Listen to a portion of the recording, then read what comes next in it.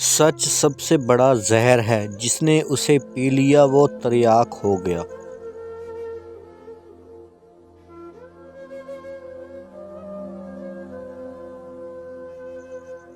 ہر دانشور فلاسفر نہیں ہوتا، مگر ہر فلاسفر دانشور بھی ہو سکتا ہے۔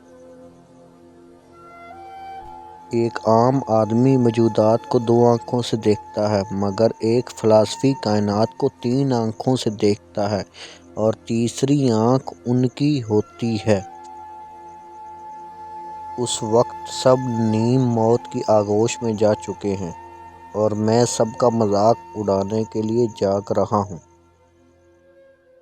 اس وقت تک محفل سے دور رہو جب تک تمہاری بات کی اہمیت نہ ہو۔ سوچ کو عوامی رکھو مگر خواص میں رہو۔ کسی جاہل کو یہ موقع دوبارہ نہ دو وہ تمہارے لیے ٹینشن کریٹ کر سکے۔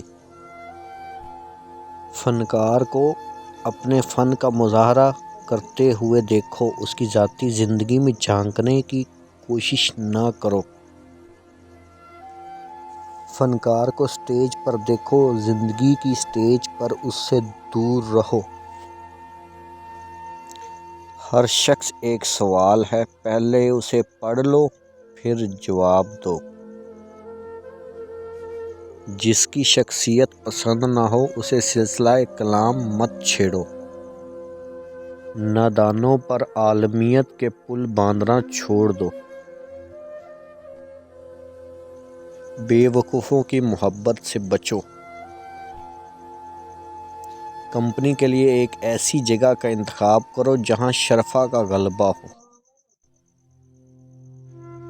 خود کو اتنا عام مت کرو تمہاری اہمیت ختم ہو جائے۔